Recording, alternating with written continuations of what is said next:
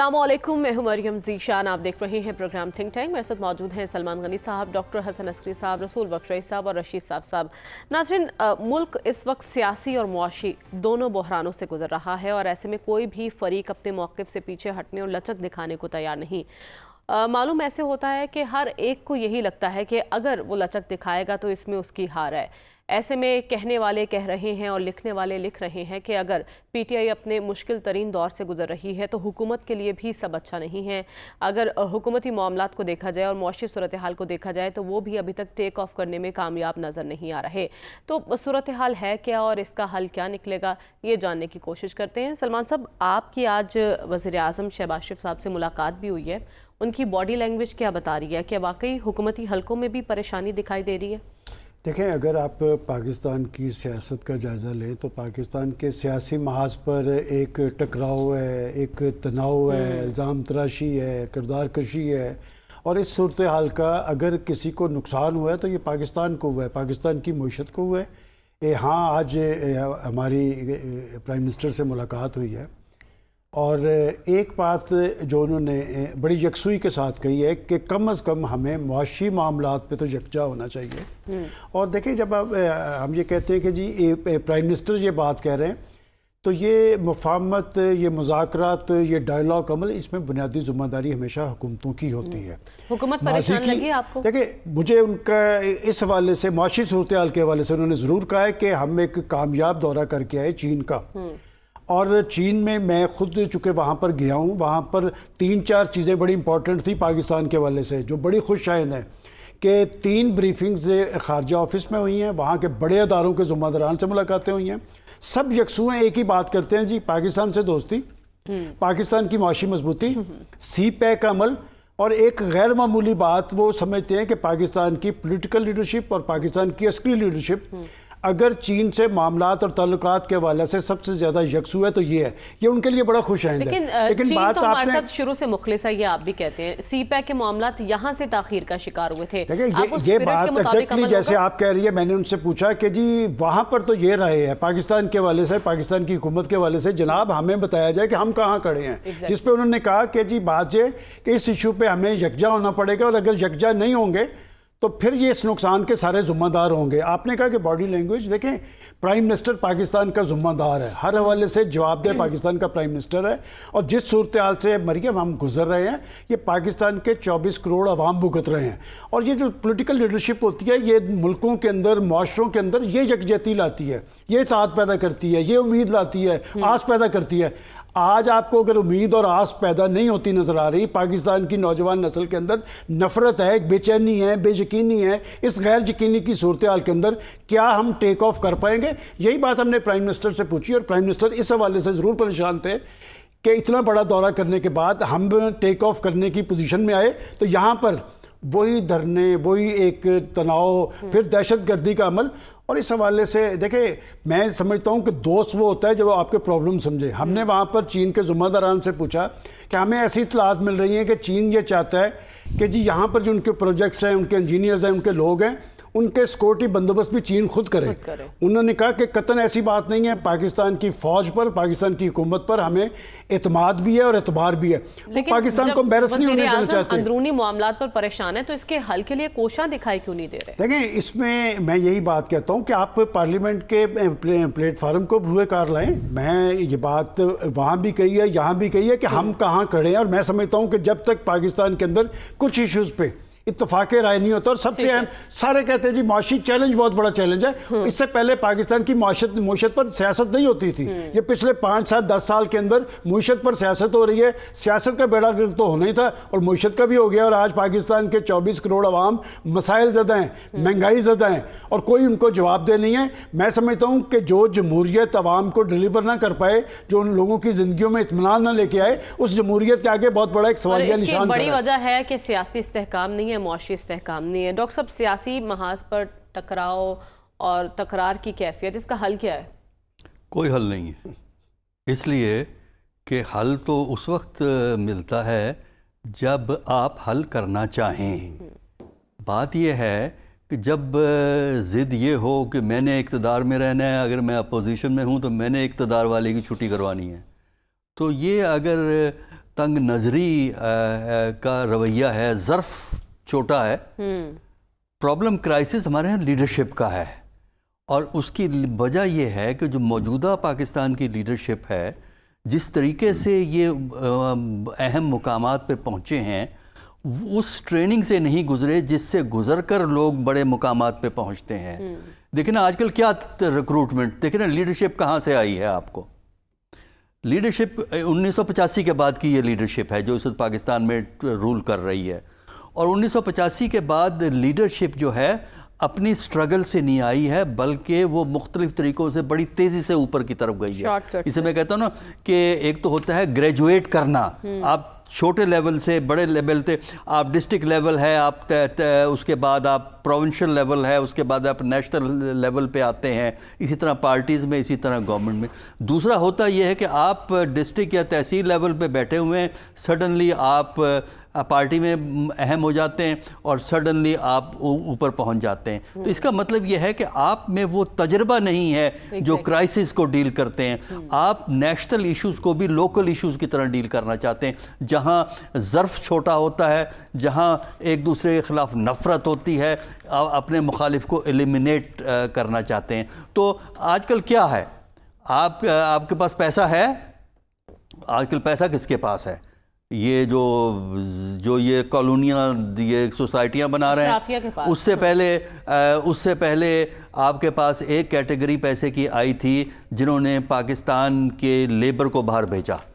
یہ جو human export کی، جنہوں نے لیگل اور انلیگل مڈل ایسٹ میں پیسہ، یہ لیبر سپلائی کر کے پیسہ کمایا. اس پیسے کو آپ سیاست میں لائے ہیں 85 کے بعد، اور 85 کے بعد بزنس اور پالیٹکس پاکستان میں اکٹھے ہو گئے. جس ملک میں بزنس اور پالیٹکس اکٹھے ہوں گے، وہاں کی پالیٹکس نیچے گرے گی. وہاں کی پالیٹکس میں صرف بینیفٹ، پروفٹ آپ کا موٹیو بن جاتا ہے، خدمت خلق نہیں. خدمت خلق صرف ضروری ہوتی ہے کارروائی پوری کرنے کے لیے. تو پھر کیا ہے، آپ کسی پارٹی میں چڑھنا چاہتے ہیں، آپ مخالفین پہ گند اچھالیں، اپنے لیڈر کی حمد و ثنا کریں، ٹی وی پہ بیٹھے ہوں، لیڈرز کی حمد و ثنا کر رہے ہیں، مخالف پہ گند اچھال رہے ہیں، آپ پارٹی میں اہم ہو جائیں گے. پارٹی میں اہم ہو جائیں گے تو آپ منسٹر بن جائیں گے. آپ یوں کریے نا، بڑا سمپل آپ کو میں فارمولہ دیتا ہوں. جو ہماری کیبنٹ ہے اس کا سی وی اٹھائیے، جو فیڈرل اور پروونشل کیبنٹس ہیں، اور جو ہماری فیڈرل اور پروونشل کیبنٹ 60s میں اور ارلی 70s میں ہوتی تھیں، ان کے سی ویز کو کمپیئر کر لیں. آپ کو پتہ لگ جائے گا کہ جو موجودہ لیڈرشپ ہے اس میں ورتھ نہیں ہے، اس میں ڈیپتھ نہیں ہے، اس میں سوچ نہیں ہے، اس میں صرف یہ ہے کہ جلدی سے جلدی میرا فائدہ ہو جائے. لہٰذا پاکستان کی جو لیڈرشپ اس قسم کی ہے کہ آپ کچھ کر لیں، پاکستان کی سیاست بہتر نہیں ہو سکتی. اگر سیاست بہتر نہیں ہو سکتی، اقتصادیات بہتر نہیں ہو سکتی. اور یہ نعرہ جو ہمارے حکومتی حلقے لگاتے ہیں کہ جی اقتصادیات میں اکٹھے ہونا چاہیے، بھائی اقتصادیات ویکیوم میں نہیں چلتی. اقتصادیات ایک خاص پولیٹیکل کانٹیکسٹ میں چلتی ہے. پولیٹیکل کانٹیکسٹ بہتر کریں، ایک دوسرے کو ٹالریٹ کریں، ایک دوسرے کو اکوموڈیٹ کریں، آپ کے حالات بہتر ہو سکتے ہیں. پاکستان میں پوٹینشل ہے ترقی کا، لیکن ترقی کے طریقے نہیں ہیں ہمارے پاس. بس یہ ہماری بدقسمتی ہے. ان حالات میں آپ کو حل دکھائی نہیں دے رہا ہے، ہم حل کی طرف جاتے ہوئے آپ کو نظر نہیں آ رہے. صافی صاحب، بڑھتی ہوئی مہاجرائی کا انجام کیا دیکھ رہے ہیں آپ؟ دیکھیں، انجام تو یہی ہے، مہنگائی ہے، لاقانونیت ہے، امن و امان کی کیفیت ہے. گوادر سے لے کر پارچنار تک ہر جگہ لوگ سڑکوں پہ ہے.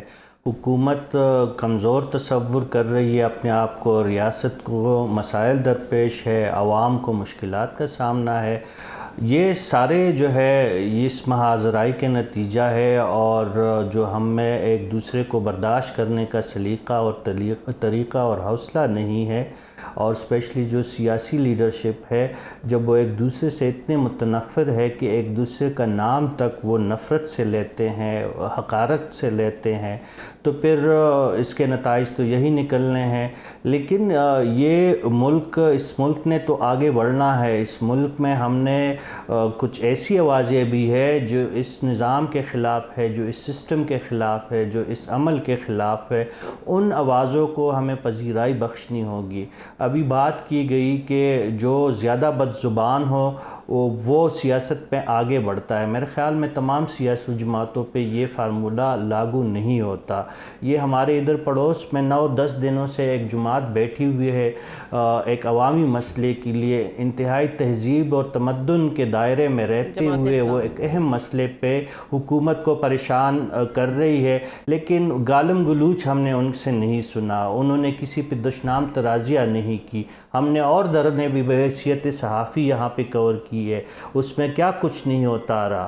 میں ایسی اتار دوں گا، میں لٹکا دوں گا، میں چوکوں میں پانسیاں لگا دوں گا. یہاں پہ ہمارے سامنے بجلی کے بل جلائے گئے، وہ بھی ایک احتجاج تھا بجلی کی قیمتوں کے خلاف، یہ بھی ایک احتجاج ہے بجلی کے خلاف. لیکن کیا کرے، ان کو پذیرائی کم ملتی ہے. وہ جو زیادہ بد زبان اور بد تہذیب جو سیاست تھی اس کو زیادہ پذیرائی ملی، لوگ ان کے طرف زیادہ راغب ہوئے. ایک جماعت نے یہ وتیرہ اور یہ بنیاد رکھی اور اس کے بعد باقی جماعتیں ان کی تائید میں آگے بڑھتی گئی. اب اگر واقعی وہ جماعت ہاٹ واٹر میں ہے، اس جماعت کو مسئلے مسائل کا سامنا ہے، تو ان کو اپنے طرز عمل کو چینج کرنا ہوگا، کیونکہ مصیبت تو ان کے گلے پڑی ہوئی ہے. باقی لوگ تو جیسے تیسے حکومت میں ہے، اپنے کیسز ختم کر چکے ہیں. پریزیڈنٹ ہاؤس کا جو باسی ہے وہ بھی صدر پاکستان بن چکے ہیں، جو وزیر اعظم ہے وہ بھی اپنے کیس ختم کر چکے ہیں، اپنے بڑے بھائی کے کیسز وہ فارغ ہو چکے ہیں. اپنی جو ان کی بھتیجی ہے وہ پنجاب کی سی ایم ہے، انہوں نے تو حکومت حاصل کر لیا ہے. لیکن جو لوگ مصیبت میں ہے وہ اس وقت بھی زیادہ اشتعال میں ہے، وہ اس وقت بھی اشتعال کی سیاست پہ یقین رکھتے ہیں، اور دوسری طرف سے بھی کوئی زیادہ آئیڈیل سچویشن نہیں ہے. لیکن میں نے آپ کو مثال دی، کل یہاں پہ ہمارے ایک صوبے کے منتخب وزیر اعلیٰ ہے، ان کا لب و لہجہ دیکھے. اب دیکھیں رانا ثناء اللہ ایک ان کی سیاسی ماضی رہی ہوگی، انہوں نے ایک جارحانہ انداز اختیار کیا ہوگا، لیکن اس وقت وہ ایک معاون ہے اور اس کے ہاتھ میں کچھ نہیں ہے. جو وزارت داخلہ کی باغ ڈور ہے، اس شخص کا نام لیتے ہوئے ہمارے وزیر اعلیٰ صاحب کے زبان کو کچھ ہو جاتا ہے اور وہ بات موڑ دیتے ہیں رانا ثناء اللہ کی طرف. کل بھی انہوں نے بہت ہی بد تہذیبی کا مظاہرہ کیا ہے. وہ احتجاج کرے، ہم دیکھ لیں گے کہ کل 5 اگست ہے اور بانی پی ٹی آئی کا قید ہونے کو 1 سال ہو گیا ہے.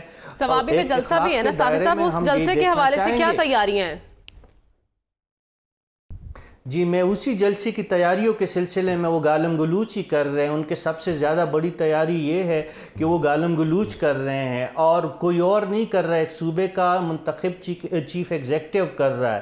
وہ چیف ایگزیکٹو کر رہا ہے جو باقی صوبوں میں نئے تعلیمی ادارے قائم ہو رہے ہیں اور خیبر پختونخوا میں پہلے سے قائم تعلیمی اداروں کی سرکاری زمینیں بیچنے کی تیاریاں ہو رہی ہے. وہی چیف ایگزیکٹو جن کے خلاف آج بانی پی ٹی آئی نے ایک کمیٹی بنائی ہے شاہ فرمان اور باقی قاضی انور اور باقی لوگوں کے سربراہی میں کہ وہ تحقیق کرے کہ صوبے میں کیوں کرپشن اور کیسے کرپشن ہو رہی ہے. تو یہ 3 رکنی کمیٹی کتنی بااختیار ہوگی صافی صاحب؟ ان کی قیادت سے کوئی زیادہ جی یہ آج ہی عمران خان صاحب نے اس کا اعلان کیا ہے اور خیبر پختونخوا کے جو وزیر اطلاعات ہے بیرسٹر سیف صاحب نے اس کا اعلان کیا ہے. اس میں ایک مشیر صاحب کو انہوں نے رکھا ہے، ایک سینئر وکیل ہے قاضی انور صاحب اور سابق گورنر شاہ فرمان صاحب کو. ان 3 لوگوں کو بااختیار بنایا گیا ہے. وہ علی امین گنڈاپور کے جو ابھی تک انہوں نے چند مہینوں میں جو گل کھلائے ہے، جو میں آپ کے پروگرام میں 2-3 دنوں سے عرض کرنے کی کوشش کر رہا تھا کہ شکیل خان جو ایک صوبائی وزیر تھے اپنے وزیر اعلیٰ کے خلاف کرپشن کا مقدمہ لے کے پریس کلب پہنچے تھے. اب وہ بات اڈیالہ پہنچی اور اڈیالہ کے جو باسی ہے انہوں نے کہا کہ اب شروعات میں آپ کے ساتھ یہ چیزیں ہو رہی ہے تو 5 سال بعد پھر کیا ہوگا، 2 سال بعد اور 3 سال بعد کیا ہوگا. تو صوبائی حکومت جو ہے ان کو اپنے مسئلے مسائلوں سے فرصت نہیں ہے. ہاں اگر عوام اپنے طور پر جس طرح عوام نے 8 فروری کے انتخابات میں پی ٹی آئی پہ ووٹ نچاور کی، اگر وہ اس طرح نکلے کہ اپنے قائد کو رہائی دلانے میں انہوں نے کوئی کردار ادا کیا تو کیا. لیکن جو باہر کی قیادت ہے ہر بندہ اپنی ڈگڈگی بجا رہا ہے، کوئی اس پارٹی میں تنظیم نہیں ہے۔ کی جو موجودہ قیادت ہے وہ آپ کو اتنی باصلاحیت دکھائی نہیں دے رہی کہ اپنے بانی کی رہائی کے لیے کچھ کر سکے۔ ہمیں پروگرام میں آگے بڑھنا اور بات کرنی ہے۔ پیپلز پارٹی کے اندر سے کچھ آوازیں اٹھ رہی ہیں اور حکومت کو اسمبلی تحلیل کرنے کے مشورے بھی دیے جا رہے ہیں، صدر زرداری کے کردار ادا کرنے کی بات بھی ہو رہی ہے۔ یہ کیا ہو رہا ہے، اسی پر ڈسکشن کریں گے اس بریک کے بعد۔ اسٹے ود اس۔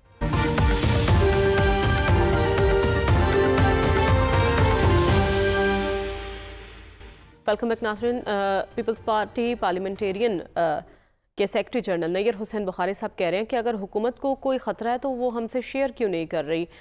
زرداری صاحب تو بارہا کہہ چکے ہیں کہ بیٹھے ملکی مفاد کے لیے، لیکن کوئی بیٹھنے کو تیار نہیں۔ اگر خطرہ ہے حکومت کو تو وزیر اعظم ایڈوائز کریں اور پھر ایسا کریں کہ اسمبلی تحلیل کر دی جائے اور انتخابات ہوں۔ ہم یہ جاننے کی کوشش کریں گے کہ یہ آواز پیپلز پارٹی کے بڑوں کی ہے یا پھر نیر حسین بخاری صاحب کی ذاتی رائے ہے۔ سلمان صاحب، یہ کس قسم کی باتیں کیوں کی جا رہی ہیں اور ان کی ٹائمنگ کو کس طرح سے دیکھ رہے ہیں؟ میرا خیال ہے نیر بخاری صاحب شاید پارلیمنٹ کے اندر موجود نہیں ہیں، وہ سیکرٹری جنرل ضرور ہیں۔ جہاں تک آپ کا یہ سوال ہے کہ کیا ان کے بڑوں کی رائے بھی ہے، بڑوں کی رائے یہ نہیں ہے۔ اور ابھی 7 بجے کے پروگرام میں نیر بخاری صاحب کو لیا تھا اور انہوں نے کہا کہ انہوں نے خواجہ آصف صاحب کے ایک بیان پر تبصرہ کرتے ہوئے کہا یہ بندوبست اب کا نہیں ہے، اس سے پہلے پی ڈی ایم میں بھی یہ بندوبست چلتا رہا اور پیپلز پارٹی اسی کشتی میں سوار ہے جو حکومتی کشتی ہے، وہ ساری امارات وہ سارا کچھ انہیں مل رہا ہے۔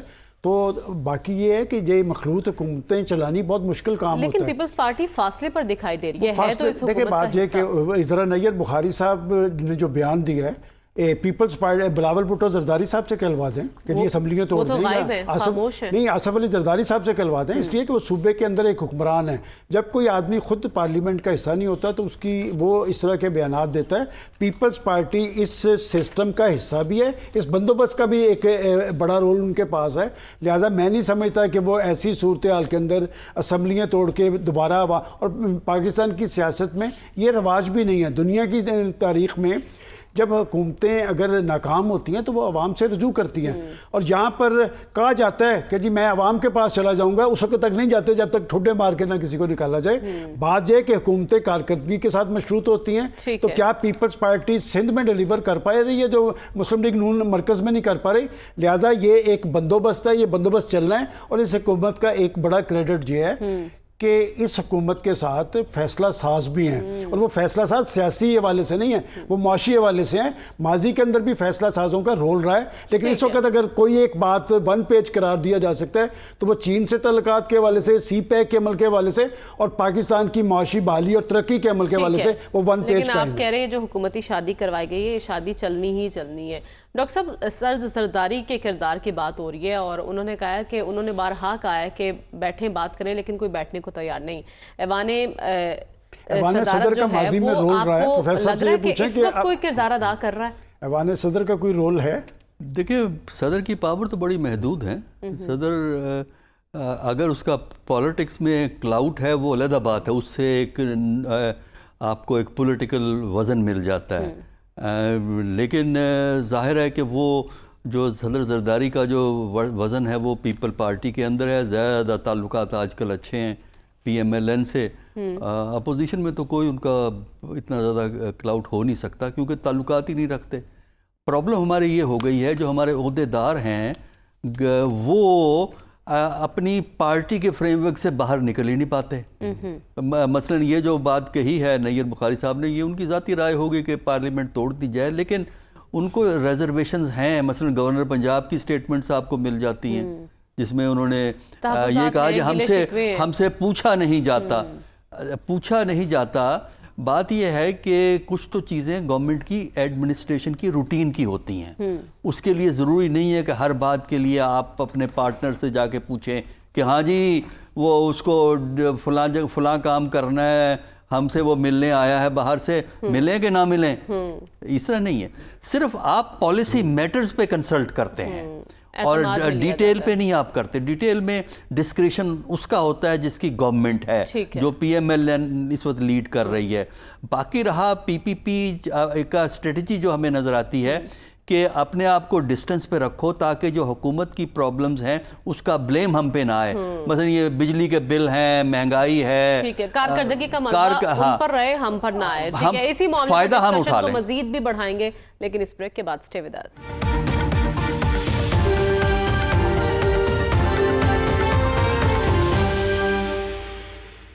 ویلکم بیک ناظرین. پیپلز پارٹی اور نون لیگ کے درمیان اس وقت ریلیشن کیسا ہے؟ کیا نیئر حسین بخاری صاحب کی باتوں کو سنجیدہ لیا جائے؟ اسی پر ہم ڈسکشن کر رہے ہیں. رسول بخش رئی صاحب, اس وقت حکومت اور پیپلز پارٹی ایک پیش پر ہیں یا ایک فاصلے میں آپ کو دکھائی دے رہی ہیں؟ کوئی کھچاؤ کی صورتحال ہے دونوں میں؟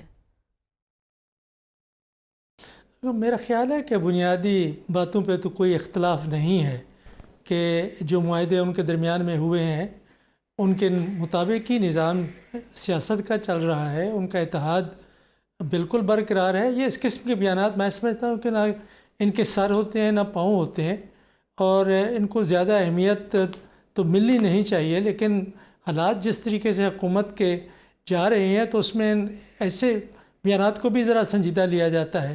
حالانکہ ان کا کوئی جواز بنتا نہیں ہے کہ نیئر بخاری صاحب کیسے زرداری صاحب کی پالیسی کو ڈٹرمن کر سکتے ہیں یا بلاول زرداری بھٹو صاحب کی پالیسی کو. ان کی پالیسی یہ ہے کہ مرکز میں حکومت کا ساتھ دیں اور سندھ میں اپنی حکومت رکھیں, بلوچستان میں بھی ان کی حکومت ہے. لیکن ان کے یہ جو جن کو ہم تحفظات کہتے ہیں وہ مفادات ہیں پنجاب میں اور وفاق میں بھی, اور وہ یہ ہے کہ جو آپ کی گورننس ہے اس کی ذمہ داری تو آپ قبول کریں, لیکن فرمائشیں ہماری ہونی چاہیے.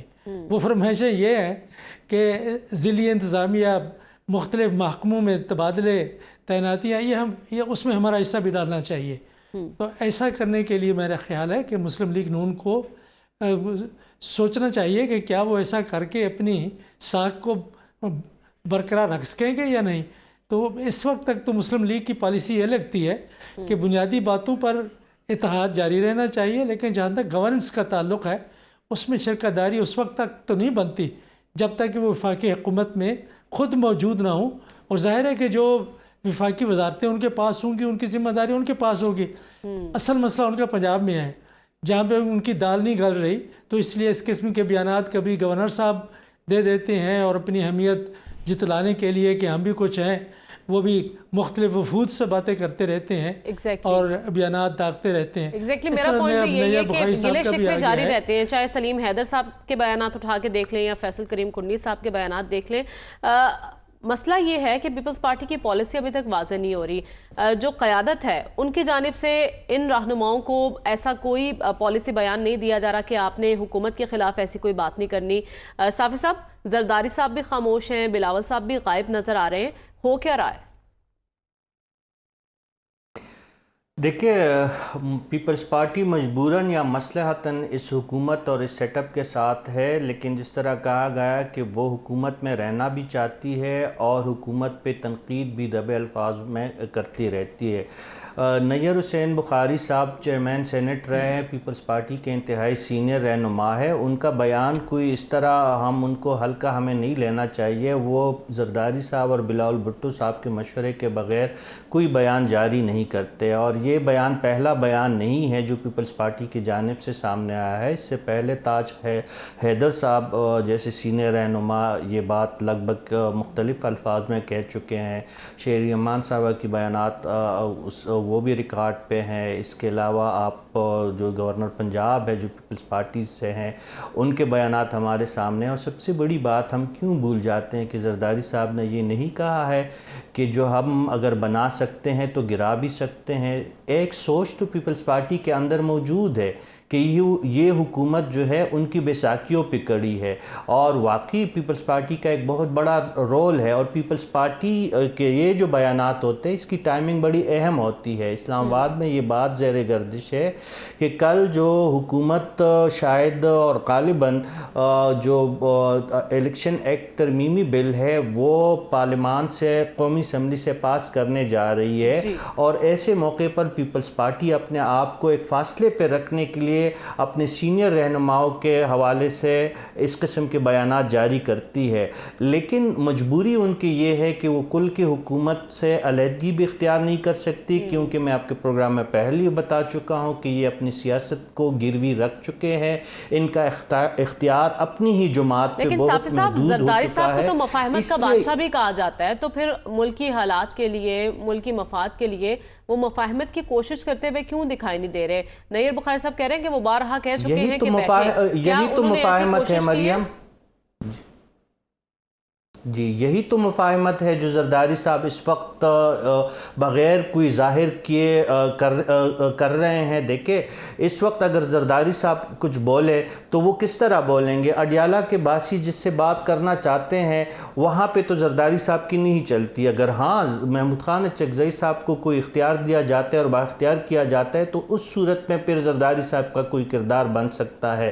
لیکن جہاں پہ جس جماعت کا سب سے بڑا مسئلہ ہے وہ تو سیاسی قوتوں سے بات نہیں کرنا چاہتے، اور زرداری صاحب کا جو زور چلتا ہے، جو جادو چلتا ہے، وہ سیاسی قوتوں پہ چلتا ہے۔ جو غیر مرئی قوتیں ہیں، جو غیر سیاسی قوتیں ہیں، وہاں تو زرداری صاحب کے بھی پر جل جاتے ہیں، اور زرداری صاحب بھی انتہائی کمزور وکٹ پہ، لیکن اس وقت لگتا یہ ہے شاید وہ اپنا جادو یہاں بھی چلانے کے لیے تیار نہیں ہے۔ پروگرام کا وقت ختم ہوا چاہتا ہے، ہمیں اجازت دیجیے، اللہ حافظ۔